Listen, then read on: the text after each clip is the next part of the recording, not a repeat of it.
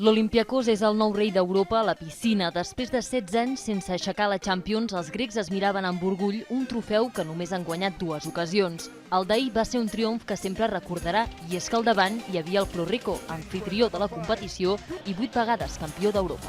L'intercanvi de gols de la primera meitat va durar fins que va aparèixer l'heroi del duel. Josip Pavic, porter d'Olympiakos i autor d'aturades com aquesta amb empat a 4 al marcador. El Pro Rico veia que el títol s'escapava i que calia fer alguna cosa. Per favore, cambiate atteggiamento, per favore! Più aggressivi! Dai! L'agressivitat que demanava el tècnic es va traduir en el 7-6. Arrencava l'últim període i sí, altre cop Pavic va evitar l'empat. Amb el Pro Rico ofuscat, Ioannis Fontoulis va treure el canó a passejar per sentenciar el títol amb 2 gols. Marcador final de 9-7. Bogeria grega a l'aigua, eufòria a la graderia i MVP per a Pavic.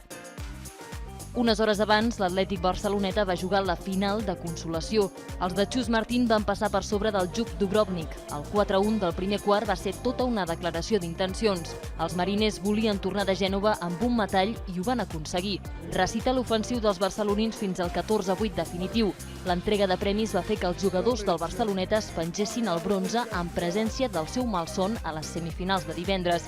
I és que si l'Olympiakos va jugar a la final, va ser gràcies a les aturades de Josip Pavic contra els mariners. Punt i final a la temporada de clubs.